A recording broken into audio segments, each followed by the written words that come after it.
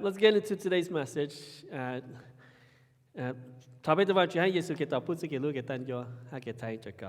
Amen. So meeting people at a coffee shop, meeting people at the local restaurant, meeting them at the local bar, it's okay, or meeting them wherever you meet them, meeting people for breakfast. And we do this just to catch up with people because we're so busy today that it's just easier to meet in different places to catch up. And we want to go there and just talk and just see what people are doing in their lives. Our friends, strangers, people we meet. Like Adora said, our women's group in our church has a breakfast meeting that they do once a month. And so if you haven't been to one, join them. It's where they just go and catch up together, the ladies in the church. And they do it on a Saturday morning. They do it once a month. I know one is coming out, like Adora said, is May 20th. That's when it worked for most of them, so join them. It'd be pretty cool. So the coffee shop conversation, that's what we're talking today, and I want to tell a story where I have this high school friend, one of my best friends in high school when we were growing up. We keep in touch with each other since high school. And so his wife, Kia, and myself, we'll get together and we'll find a shop or we'll find a restaurant in between us because he lives in Blaine or north of Blaine. And we'll just do this every few times a year just to catch up with each other with our busy lives. Our kids are very close to each other in age. I also read this book this past week. It's my last book that I read for this semester, and I had to read it in 3 days and 200 pages, and I ran through it pretty quick. You know, it talked about this pastor, and this pastor was just going through so much was going on in his life. He was having a hard time with his church, and it was a new church launch, and there's so much that was going on. He just needed to go for a drink one day, and so it's okay for pastors to get out and get a drink just to cool things off. And so he went to this restaurant, and he had dinner, and he was talking to the waitress, and the waitress was sharing with him her own life story and how tough things were going on in her life. She was also having a tough time. So in between, they were talking, and then he was done, so he left. And it didn't sit right with him because he's a pastor and he's a counselor too. So he's like, I got to go back and finish the conversation. So he came back, and they finished the conversation. And they talked, and then eventually the restaurant closed. But then other people heard them and joined in that same conversation. And that group at the restaurant there, after it closed, they talked throughout the entire night. Each person just sharing their story.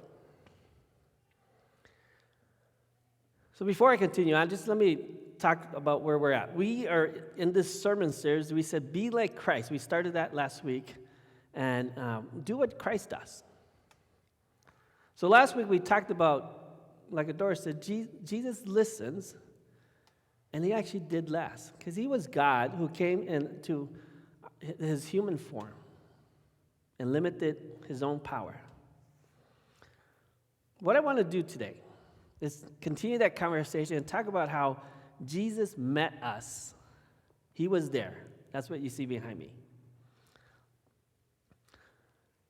So let's read our text this morning. We're reading from the fourth gospel, and this is the Gospel of John. And here in the fourth gospel, John introduces Jesus, who is God, and how Jesus, who the world was created through, and how Jesus, who is the light, became human.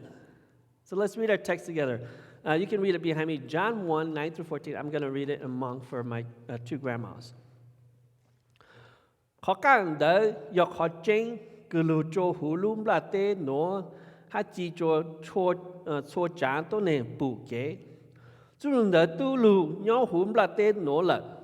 Hà văn chữ của nữ chỉ lùm là tê. Ta sĩ tô nè là tê chỉ bao nữ.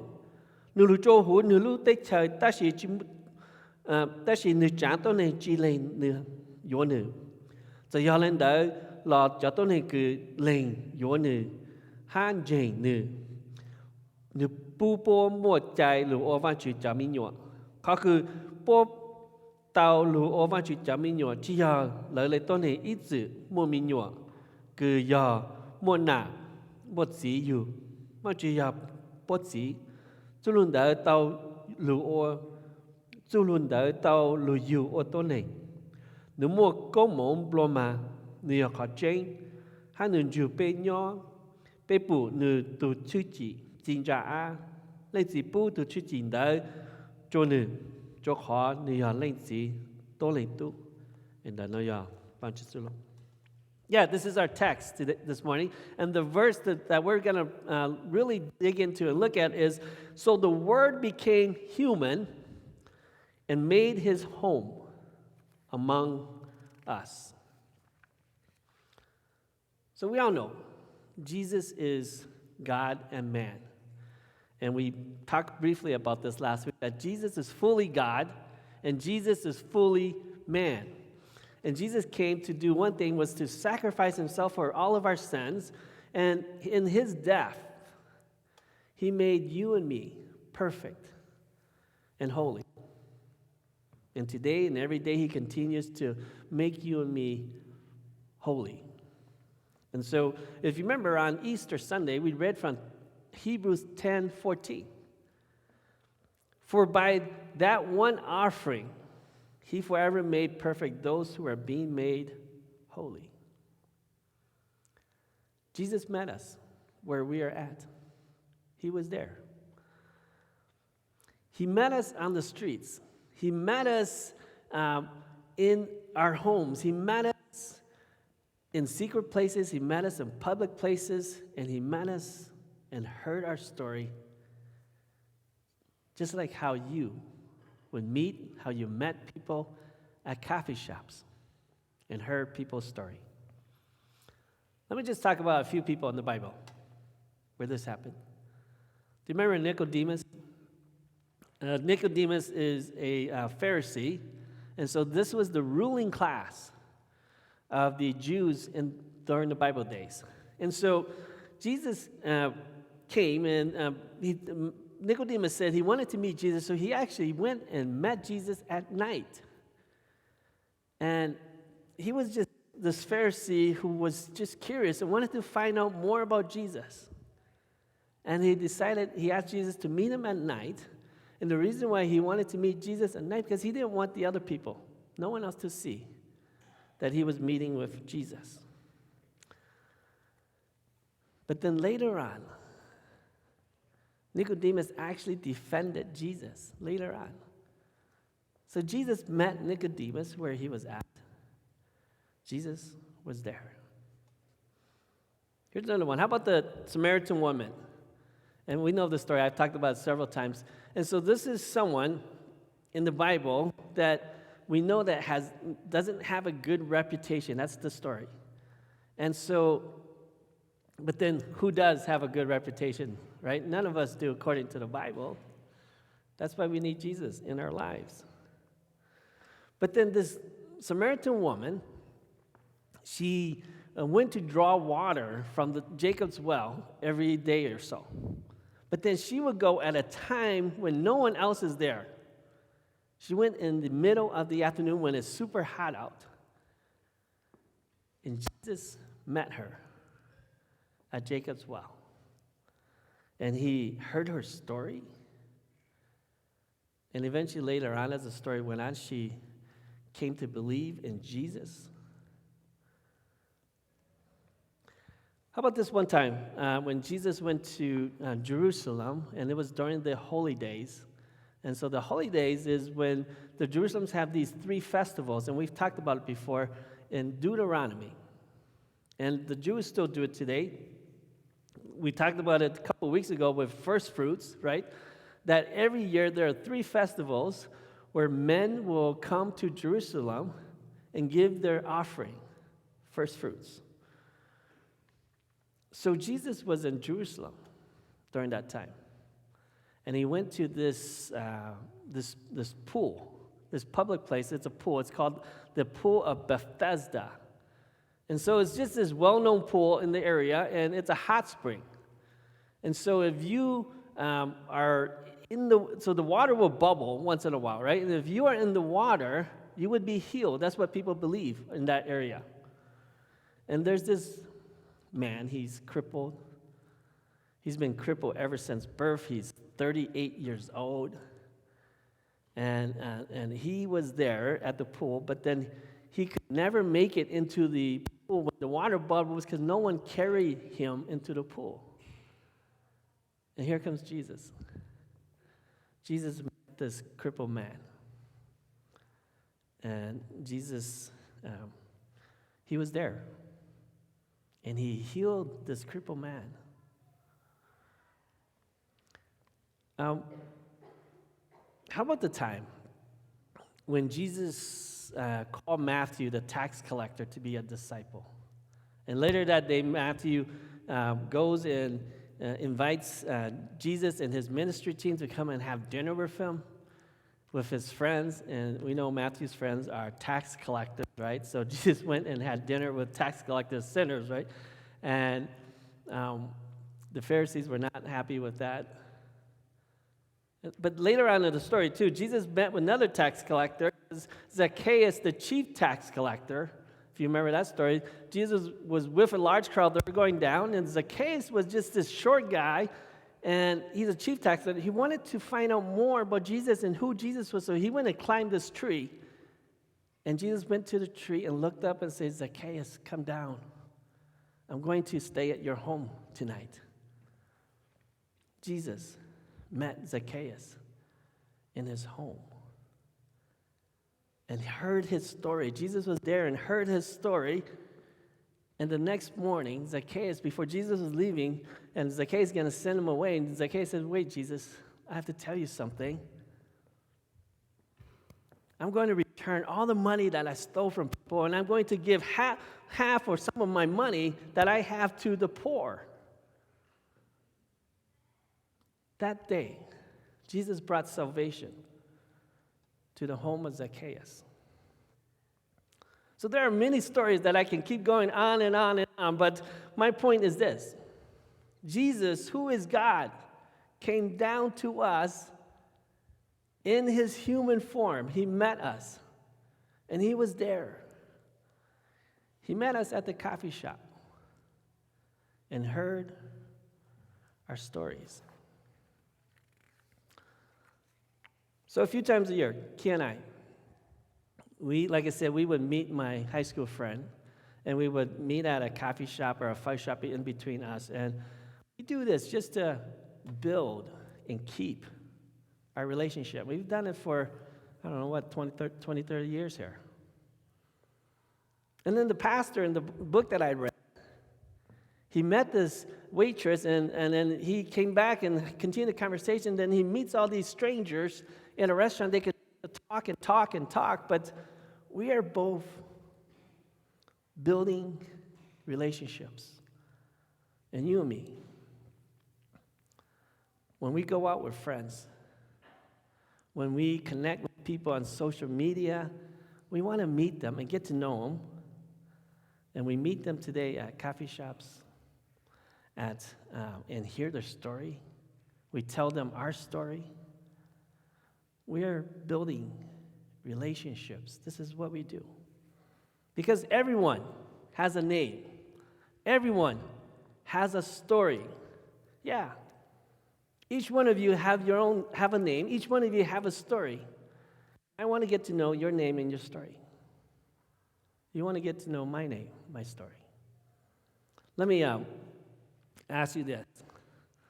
So do you know your neighbor's name and story? Can you tell us all of your neighbors' names and stories? Well, let me try. I've been in my place for several years now, right? And if you're looking at our house from the big road, to the left of us is Joe. He's a single guy. Joe, his brother, doesn't live too far from us, and his mom lives just north of us in Hugo. And Joe has this dog named Gracie, and Joe will walk his dog every morning. We'll see Joe walking across the street. Gracie. And last year, Gracie passed away. And I know Joe's just getting over it. And our dog, Popo, right, is the same age of Gracie, too, and Popo passed away last year, too. That's Joe. But then if you look to the house on the right of us is Joanne. And Joanne, her husband passed away a year before we moved into our home. So Joanne lives there also alone. Her daughter and grandson comes over and plays with her. And then her son, Tom, lives down the road by the new high school. And Tom will come over and take care of her grass. He's a good son. And then in the fall, Tom and I, we will be out there raking all the leaves because we had so many trees. And we'll just turn to each other in between breaks and just say, what are we doing? This is crazy. So many leaves. But behind us, there are two homes. And one home is owned by John and his wife. But then they own their own business, and they actually have the biggest house on the lot, they tell us. We have the biggest house on the biggest lot. And so John, they're in the business of concrete. And they lay sidewalks and driveways. And John laid one of our neighbors' driveway for his 40-foot RV. And John, each time he drives by the road between our house, he will stop by. If he sees me, he's like, Dan, when would you be ready for me to do your driveway? And then the other house behind us is Tom and his wife. They retired right before the pandemic. And they had this small RV that they had when we moved there, and when he retired, he upgraded that RV to this 40-foot RV. It's really nice.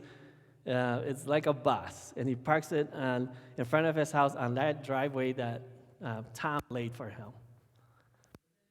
During the pandemic, Tom had to sell his RV because the gas prices were so high.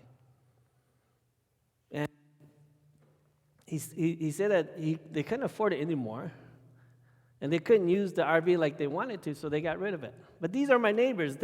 Everyone has a name. Everyone has a story. And we build relationships with people wherever we are at, and we get to know people and build relationships. We get to know their name. We get to know their story.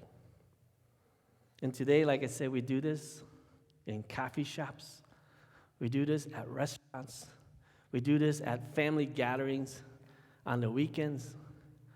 We meet people we don't know, and we get to know their name, to know their story. And then sometimes we talk and talk and talk forever, telling our stories. It's just like the pastor, that book I read, where they talk and talk. I actually went all night long talking about their stories. But that's what we do when we meet people. But now, let me read a couple verses here. Now, if you will obey me and keep my covenant, you will be my own special treasure from among all the people on earth. From all the earth belongs to me. And you will be my kingdom of priests, my holy nation. This is the message you must give to the people of Israel. This is Exodus 19:5-6. So God told Moses to tell the Israelites this: you are my holy nation, my very own special people. And later on, 2,000 years later, 3,000 in 1 Peter 2:9, it says, for you are a chosen people. You are royal priests, a holy nation, God's very own possession. As a result, you can show others the goodness of God, for he called you out of the darkness into his wonderful. You and me, we are God's holy nation, and we are called out of the darkness into the light. We are a child of God. We are his special possession. We are reborn again in our baptism. We are joined with Jesus Christ in his resurrection. And through you and me, all of us here, the goodness of God is shown through us to others. It is who we are. Our habits, the way we talk, the way we do things, what we do. And the hope that you and I have in us is shown unto others, and this is the goodness of God. It's just us living our life as Christians, being intentional about being a Christian, making it a habit of who we are.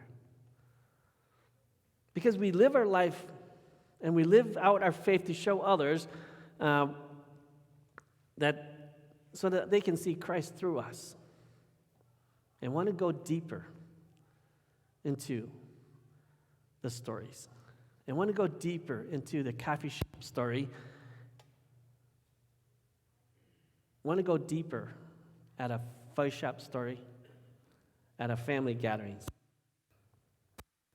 So there are two things that I've been talking about here. Let me just kind of break it out for us about Jesus. How did Jesus meet us? And how was Jesus there? So Jesus met us because he was like us. He came down to earth and became like us. In his human form, Jesus met us. He met us where we are at. He met us where we live. He met us where we hung out. He met us where we gathered. He met us where we told our stories. And Jesus was there. He was there and he listened to us. He listened to our stories. And whenever Jesus listens to our stories and heard our story, Jesus was missional. Because we have a name, we each have a story. And Jesus listens to us and he's missional. He was there. And he showed us the goodness of God.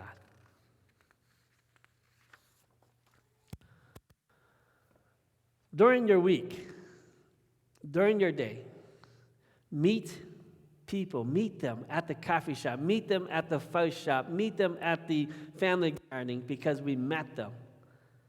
And know their name, know their story. Be his holy nation, showing the goodness of God to others because we were there. Everyone you meet has a name. Everyone you meet has a story. And share your story. Tell your story to build relationships. This is what we do. And do it with your family, your friends, all around you. Because we are the light. You are the light. And the light shines through you unto others. It is who we are. It is us living as Christians so that others will see the love of Christ through us. You know what? And it just happens that as this relationship grows, as you get to know, they will be curious. Just like Nicodemus was curious on who Jesus was and wanted to find out more. And it just so happens that as your relationship grows, those around you will want to know where you go to church and why you go to church. So let me close with this for this morning. Kia and I, we went to this wedding once. It was one of her nephew's daughter's wedding, Hmong wedding. And so that just kind of tells you how old we are when we're going to weddings for our nephews and nieces' children. But then this was one of those typical Hmong weddings in the backyard with the white tent and the canopies. The cooking was done in the garage and just outside of it. It was a beautiful wedding with family and friends. And we ate and we socialized, just catching up with one another, with our relatives, with people we know, our friends, our nieces and nephews. And at this wedding, some of her nieces and nephews from Wisconsin came. And so we talked with them, and we talked and talked. And we told our stories. They told their stories. But then in the conversation, the niece asked us about God. And she She said that her daughter, she wanted to know because her daughter went to a summer program. She lives in Green Bay and went to a summer program with the local church. And one day during that program, her daughter came back and asked her about God. And so she wanted to be a good mom. So she just wanted to find out about God so that she can tell her daughter. And one thing she said to us, which I remember, is she said, I want to raise my kids so that when they grow up, they can pick their religion. It could be shaman, it could be Christian. But then in this conversation, it just went on and on. We kept talking. It's one of those conversations that just has no ending. But that day, Kay and I, we met her niece and nephew where they were at. We were there. So go this week and meet people where they are at, because Jesus met people where they're at. Jesus was there. And you and I are also there.